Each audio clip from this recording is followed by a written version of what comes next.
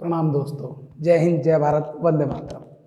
मैं लोधी परमेश्वर राजपूत एक बार फिर आप सभी के सामने प्रस्तुत हूँ विशुद्ध क्रांति शंखनाद के शंखनाद 8 में। और आज क्या है? New year special. अब आप कहेंगे यार ये फिर न्यू ईयर के बारे में क्या बताने आ गया, फिर बहुत सारी चीज़ें लिख के आ गया, क्या करने वाला है। अब इतना तो पक्का है, देखो जिन्होंने मेरी वीडियोस देखी हैं या जो देशभक्त मेरे साथ चल रहे हैं वो न्यू ईयर विश करने तो मैं नहीं आया हूँगा, ये समझ गए होंगे। ये न्यू ईयर विश करने तो नहीं आया होगा, ये पक्का है, क्योंकि उनमें से अधिकतर लोग ये बात जानते होंगे ये न्यू ईयर अपना है ही नहीं, है ना। ये जो नववर्ष है ये भारतीय नववर्ष है ही नहीं, सनातन परंपरा में है ही नहीं, भारतीय परंपरा में है ही नहीं। ये नववर्ष सबसे पहले तो अब ये समझते हैं कि ये 1 जनवरी को जो नववर्ष है ये कौन सा है और क्यों है। तो वीडियो को जरा आखिरी तक देखते रहिएगा। ये जो प्रश्न यहाँ पे लिखे हैं इन सभी प्रश्नों के बारे में आपसे मैं बात करने वाला हूँ इस वीडियो में, और तो और कुछ ज़बरदस्त जानकारियाँ आपके लिए लाया हूँ। तो प्लीज़ इस वीडियो को पूरा ज़रूर देखिएगा। हो सकता है ये वीडियो भी थोड़ा सा लंबा हो जाए समझाने के कारण। तो चलिए सबसे पहले शुरू करते हैं। जो यहाँ पे मैंने कुछ प्रश्न लिखे हैं, नववर्ष 1 जनवरी को क्यों है, ठीक है। दूसरा, भारतीय नववर्ष क्यों आप 1 जनवरी को मना रहे हैं, और एक्चुअल वाला क्यों है, ये जो चल रहा है विदेशों का वहाँ क्यों है, दोनों आपको समझाऊंगा। दूसरा, वित्तीय वर्ष 1 अप्रैल को क्यों, ये प्रश्न आपके लिए छोड़ूंगा वीडियो के अंदर, ध्यान रखिएगा। इस पर अगर आप वीडियो चाहते हैं तो ज़रूर कमेंट में लिखिएगा, जितना जल्दी लिखेंगे उतना जल्दी वीडियो आपके लिए लेके आऊँगा। तीसरा प्रश्न, 1 अप्रैल को अप्रैल फूल क्यों, इस प्रश्न का उत्तर आपके लिए। चौथा, भारतीय नववर्ष कब और क्यों, कब मनाया जाता है और क्यों उसी दिन मनाया जाता है, उसका भी वर्णन आज आपको बताने वाला हूँ। रात 12 बजे अगला दिन कैसे आरंभ होता है, रात होती है, रात को दिन कैसे शुरू हो जाता है, समझ नहीं आता। चलिए, तो ये कुछ प्रश्न हैं जिनके उत्तर आज हम यहाँ पे ढूंढेंगे। जैसे कि हमारे जो बड़े बूढ़े कहा करते थे ना, जैसे पहले बड़े बूढ़े बोलते थे, तो इस तरीके के प्रश्न ना आपके मन में आने चाहिए। जैसे हमारे बड़े बूढ़े होते हैं, उनको तुम कहोगे ना रात 12 बजे के बाद दादाजी जो है अगला दिन आरंभ हो जाता है, कहेंगे अबे यार ये कैसे हो गया भाई, रात के 12 बजे अगला दिन कैसे प्रारंभ हो गया भाई, कैसे शुरू हो गया, हमें तो समझ नहीं आई भाई ये बात। तो ऐसे ऐसे बहुत सारे प्रश्नों के उत्तर आज हम लेने वाले हैं। चलिए शुरू करते हैं। नववर्ष 1 जनवरी को क्यों, जो ये नववर्ष है ये नववर्ष अंग्रेजों का दिया हुआ है भारत को, और भारत के लोग पता नहीं क्यों वही एक अंधे अनुसरण की परंपरा पे चल रहे हैं। जो मेरा पिछला वीडियो देख चुके हैं 2 बाप वाला, मैंने पहले भी बताया था, मेरे ख्याल से उनमें से उन 2 बाप वालों में से शायद कुछ लोग तो 1 बाप वाले या 1 पिताजी वाले हो चुके होंगे। अब तक 3-4 दिनों में ही 1 पिताजी खत्म हो गए होंगे। अगर नहीं हुए हैं तो कोई बात नहीं, धीरे धीरे उसे बदल लीजिए। ये 2 पिताजी वाला जो चक्कर है इसे बंद कर दीजिए, ठीक है।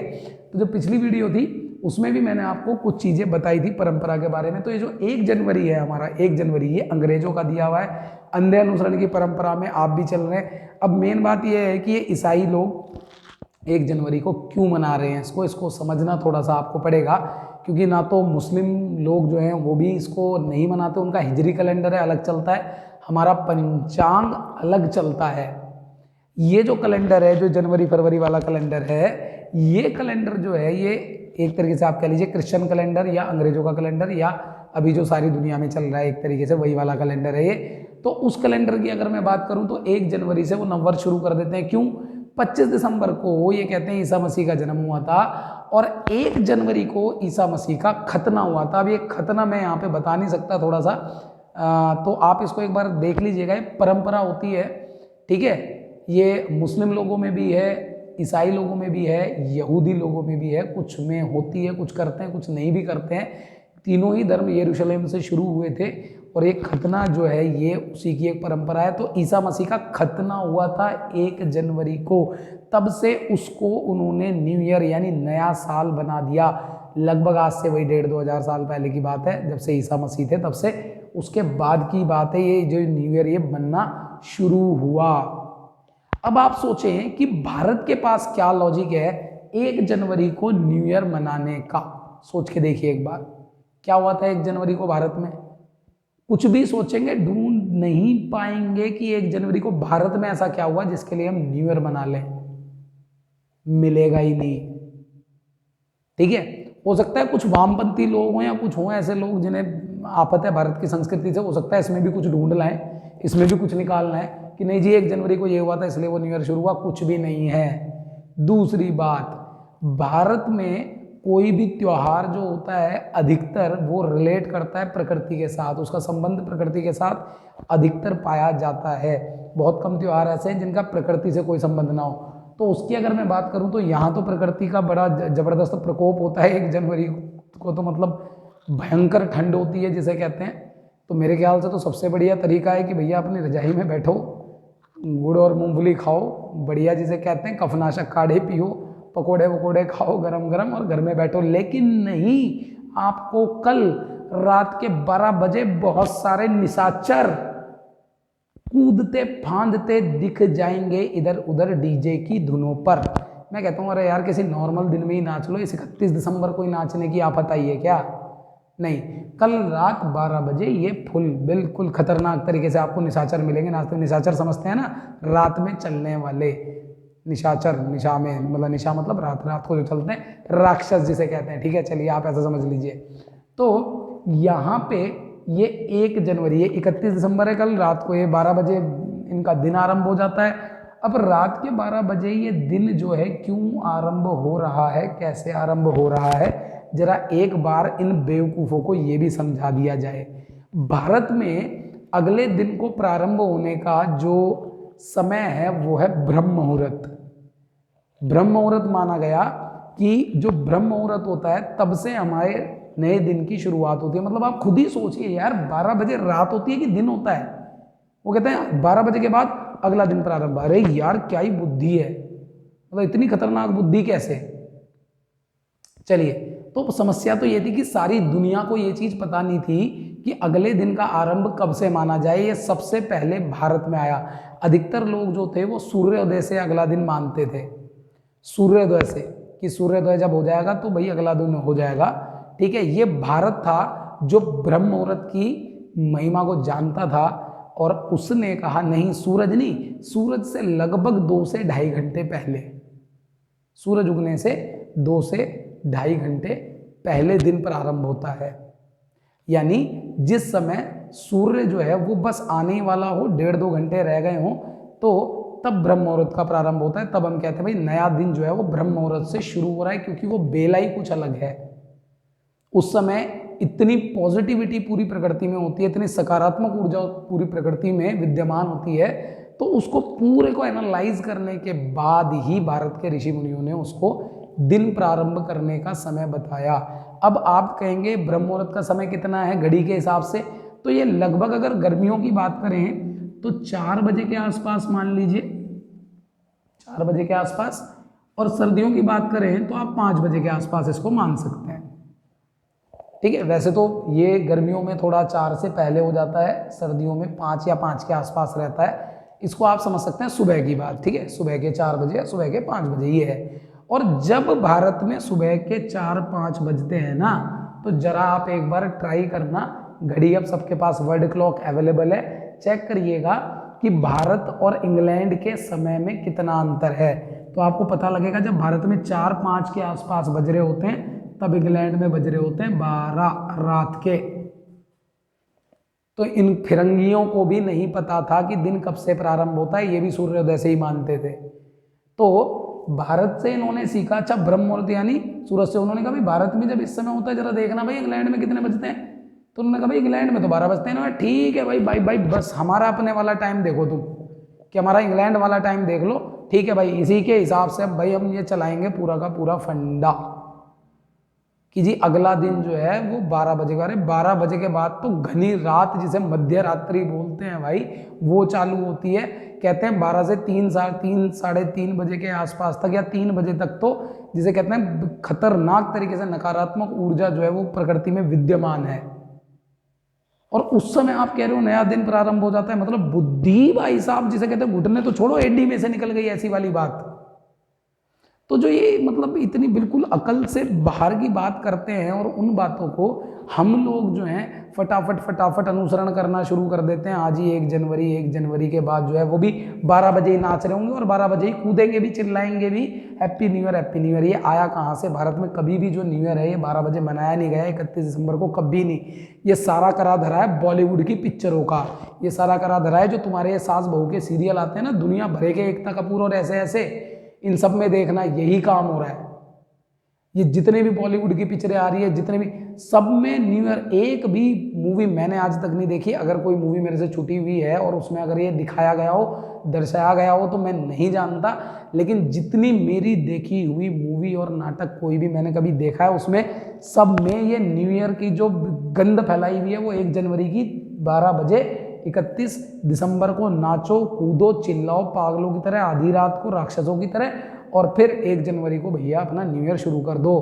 तो भाई हाथ जोड़ के विनती है, ये राक्षसी प्रवृत्ति को जरा छोड़िए, सात्विक प्रवृत्ति में आइए। और तो और मैं अगर आपको नाम नहीं ले रहा हूँ, लेकिन देश की कई इतनी बड़ी बड़ी संस्थाएं जो भारतीय संस्कृति के नाम पे दुनिया भर का दान लिए बैठी हैं, इनका भी न्यू ईयर जो है ना एक जनवरी को ही होता है। मैं सच बता रहा हूँ, बहुत सी परंपरा, बहुत सी ऐसी मैं संस्थाओं को जानता हूँ, मैंने भ्रमण किया हुआ है भारत में, और कई ऐसी संस्थाएं हैं जो भारतीय परंपरा, भारतीय संस्कृति का डंका पीटते पीटते थकती नहीं है, और दुनिया भर का दान आता है इन लोगों को।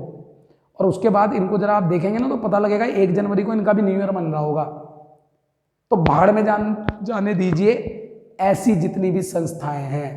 अगर कोई भी ऐसी संस्था जो भारतीय संस्कृति, भारतीय परंपरा के नाम पे चलती हो, लेकिन ये अपना नववर्ष अगर 1 जनवरी को मना रही है, तो मैं कहता हूं बहिष्कार कर दीजिए इस प्रकार की जितनी भी संस्थाएं हैं भारत के अंदर। मजाक बनाई हुई है भारतीय संस्कृति की इन लोगों ने। चलिए तो आगे बढ़ते हैं। तो नववर्ष 1 जनवरी को क्यों, आपको समझ आता है। 12 बजे अगला दिन क्यों आरंभ हो गया, आधी मध्य रात्रि में, ये भी समझ आता है। अब आते हैं अगले प्रश्न पे, भारतीय नववर्ष कब और क्यों। तो भारतीय नववर्ष जिनको नहीं पता मैं आपको बता देता हूं। भारतीय नववर्ष शुरू होता है चैत्र मास, चैत्र मास शुक्ल पक्ष, 2 पक्ष होते हैं एक महीने में। भारतीय पंचांग जो चलता है उसमें 2 पक्ष होते हैं, कृष्ण पक्ष और शुक्ल पक्ष। कृष्ण पक्ष बोला जाता है उसको जब चांद घटता है, शुक्ल पक्ष बोला जाता है उसको जब चांद बढ़ना शुरू होता है, ठीक है। तो चैत्र मास होता है, शुक्ल पक्ष होता है, और इसकी तिथि होती है प्रतिपदा। प्रतिपदा, कई जगह इसको परवा के नाम से भी जाना जाता है। तो शुक्ल पक्ष की प्रतिपदा यानी कि पहली तारीख, चैत्र मास शुक्ल पक्ष और उसकी पहली तारीख परवा या प्रतिपदा। जैसे द्वितीया तृतीया होता है ना, तो ऐसे ही सबसे पहले को प्रतिपदा या परवा बोला जाता है, तब हमारा नववर्ष शुरू होता है। और अगर आपको मोटे मोटे शब्दों में कहूँ तो आप वो बात जानते हैं, आप करते भी हैं, थोड़ा सा सेलिब्रेशन करते हैं। मैं कहता हूँ इसको बहुत बड़े में रूपांतरित कर दीजिए। अप्रैल मास का, चैत्र मास का पहला नवरात्रा, पहला नवरात्रा चैत्र मास का शुक्ल पक्ष में जो आता है, पहला नवरात्रा जो शुरू होता है वही हमारा नववर्ष है। उसी दिन हमारा नववर्ष शुरू होता है। तो आप सभी से मेरी ये विनती है कि इस नववर्ष को लात मारिए, ना ही किसी को विश कीजिए, किसी को शुभकामनाएं दीजिए, और ना ही किसी की स्वीकारिए। मैं यही करने वाला हूँ। आप क्या करने वाले हैं वो आप सोचिए। आगे बढ़ते हैं कि ये जो चैत्र मास शुक्ल पक्ष प्रतिपदा है, ये तो मैंने बता दिया कि भारतीय नववर्ष कब है, क्यों होता है, ये समझने की आवश्यकता है। तो मैंने कहा भारत में जितने भी त्योहार हैं अधिकतर आप देखेंगे प्रकृति से संबंधित है। तो जरा आप देखें चैत्र मास शुक्ल पक्ष यानी होली के बाद की बात है, मार्च अप्रैल के आसपास की बात होती है ये। और मार्च अप्रैल के आसपास बसंत आ रही होती है, प्रकृति में बहार होती है, उमंग होती है, एकदम एक नया उत्साह होता है। और किसी को अगर इसमें और भी जानना है तो रामधारी सिंह दिनकर जी की बहुत ही बढ़िया कविता है, और वो कल या परसों फिर वायरल होगी, पक्का मैं ये बात जानता हूँ। जितने भी देशभक्त लोग हैं उस कविता को तो वायरल करने ही वाले हैं। और अगर आप उसे मेरे मुंह से सुनना चाहते हो तो कमेंट सेक्शन में ज़रूर लिखिएगा, मैं कल उस पर वीडियो ज़रूर बनाऊंगा आप सभी के लिए। तो वो जो कविता है, यह नववर्ष हमें स्वीकार नहीं है, अपना ये त्योहार नहीं है, अपनी ऐसी रीत नहीं है, अपना ये व्यवहार नहीं। तो एक बार इस कविता को आप लोग ज़रूर पढ़ लीजिए, तो आपको और भी बढ़िया समझ आएगा कि क्यों ये चैत्र मास शुक्ल पक्ष की प्रतिपदा ही है। उस समय प्रकृति बाहें खोलकर बसंत का स्वागत कर रही होती है। 1 जनवरी को सारी प्रकृति में कोहरा छाया हुआ है, धुंध पड़ी हुई है, पेड़ ठिठुर रहे हैं, आदमी कपड़े पहन पहन कर रजाइयों में घुसे पड़े हैं, लेकिन हम नववर्ष मना रहे हैं, पता नहीं क्यों। दूसरा सबसे बड़ा कारण, चैत्र मास शुक्ल पक्ष प्रतिपदा होली के बाद जब नवरात्र आता है, तो आप यहाँ पे जरा देखिएगा कभी, ये फसल कटने का टाइम है। और भारत एक कृषि प्रधान देश बहुत बहुत पहले से ही रहा है, और सबसे ज़्यादा जनता आज भी कृषि क्षेत्र में ही काम करती है। तो उस समय फसल कटती है, अनाज बिकता है, धन धान्य घर में आता है। ये कारण है कि हमने नववर्ष को बिल्कुल एक प्रॉपर टाइम पे रखा है। धन होगा, धान्य होगा, तब तो कोई चीज मनाई जाएगी। ये 26 ये जो 1 जनवरी है, ये तो समझ ही नहीं आ रहा कि इसमें हो क्या रहा है। एक भी कारण समझ नहीं आता भारत में इसके नववर्ष को मनाने का। लेकिन ये जो शुक्ल पक्ष है प्रतिपदा चैत्र मास में, इसमें तो कई कारण है, बहुत सारे कारण है। प्रकृति भी बाहें फैला के बसंत का स्वागत कर रही है, उमंग है, उत्साह है, उल्लास है। साथ ही साथ धन धान्य से हमारे घर भी परिपूर्ण हो रहे हैं, किसान भी परिपूर्ण हो रहे हैं, चल रहा है सारा का सारा, सब कुछ बढ़िया होता जाता है। वो बिल्कुल एक नव शुरुआत, नई शुरुआत जैसा लगता है। तो वहाँ तो नववर्ष की बात समझ भी आती है, और वहीं नवरात्रे भी शुरू होते हैं। तो आप सभी से मेरी विनती है, तभी नववर्ष को आप शुरू करें, आरंभ करें। फिर 1 अप्रैल को ये अप्रैल फूल की परंपरा कब से चालू हुई? ये तभी से चालू हुई जब से अंग्रेजों ने हमारी संस्कृति और परंपराओं को नष्ट करने का एक षड्यंत्र चालू किया, एक षड्यंत्र आरंभ किया। तभी से ये 1 अप्रैल को अप्रैल फूल की परंपरा बनाई गई। उसका कारण मैं बता देता हूँ आपको, क्योंकि ये जो चैत्र मास शुक्ल पक्ष की प्रतिपदा है, ये 1 अप्रैल के आसपास ही पड़ती है, अधिकतर ये 1 अप्रैल के आसपास पड़ती है। तो अंग्रेजों ने कहा कि ये अप्रैल के आसपास नव वर्ष को सोच भी ना पाए ये लोग। तो जितने भी मानसिक गुलाम हैं वो अभी भी नहीं सोच पा रहे हालांकि, लेकिन कोई बात नहीं, जितने लोग जागरूक होते जा रहे हैं वो सोच रहे हैं। तो ये लोग जितने भी मानसिक गुलाम हैं, उन्हें अभी भी अप्रैल फूल बहुत से करते हुए मिल जाएंगे आपको, वो बंद कर दीजिए। वो अंग्रेजों के द्वारा एक नैरेटिव चलाया गया ताकि लोग अप्रैल के आसपास नववर्ष मनाने की सोचे भी ना, बल्कि यूं कहें वो तो अप्रैल फूल, वो तो फूल मतलब बेवकूफ़ों का दिन है जी। वो तो उस दिन तो बेवकूफ़ बनाओ। अरे भाई बेवकूफ़ नहीं बनाओ, वो आपका नववर्ष आरंभ होने का समय है।